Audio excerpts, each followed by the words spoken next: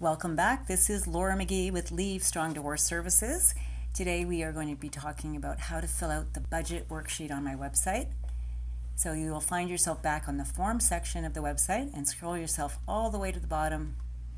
And once you've had an opportunity to review this video, you are going to be hitting the download button. So unlike the other buttons where you were filling a form in online, this one you'll download an Excel spreadsheet that I've already downloaded, and it's going to do the math for you. Very convenient. The difference is you will be, once you fill this out, you will actually be emailing this to me and your spouse. Make sure they have a copy, because this is going to be your budget worksheet, and it'll either replace page 3 of your FL-150 or it'll be in addition to your FL-150 and part of your discussions about child sharing expenses and or spousal support. So let's talk about how we get this done. At the top of the form, it's going to ask you for your mortgage principal, the interest, and property taxes. The reason it wants this broken down, and you'll probably want to take a look at your actual property tax bill and your mortgage statement, is because the mortgage interest and the property taxes are deductible on your income taxes, both of these, and therefore you would get credit for it if we were doing a support calculation, so we need the exact numbers there. Most of these numbers are completely self-explanatory, but I want you to understand why we have a proposed current monthly, a current monthly and a proposed monthly.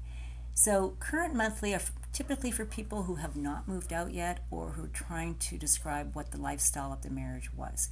What did you spend as a couple living together, and what you propose you're going to need living on your own with whatever child share amount you have.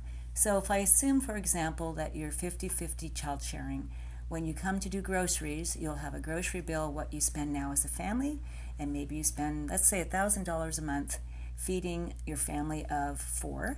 And when it's you and 2 children with you 50% of the time, do you anticipate your food bill will go down to only $500 a month, or are you thinking it's going to be more like $600 per month, for example, or $700? What do you propose that's going to be? So you're going to look at what is it going to cost you to live separately from your spouse, and what do you anticipate that's going to be. Also, when you work your way down this form, you will see that there's a section specifically for the children's expenses. We'll be discussing this more in the child support discussions during mediation, but child support is typically configured with these figures in mind. There's a guideline child support number, and that is based on the formula, and we will have reviewed that in mediation. And then there's additional items that parents pay 50-50 for. 50-50 expenses for childcare, so parents can work, for that would include after-school care, also for uninsured medical, dental, orthodontia. You may have some of those expenses. And typically 50% of parents have to incur transportation costs for visitation. And you may or may not also be negotiating a 50-50 allocation or some other allocation for agreed upon extracurricular activities. So when you come to this column, keep in mind the proportion that you are paying. So for example, the daycare cost right now might be $1,000 per month, but after the divorce, you'll only be paying $500 per month. So make sure you keep in mind what your proportionate share will be when you fill this budget out, and that way it'll be much easier for us to work through what everybody's expenses are. If you have any questions about this form, just email me.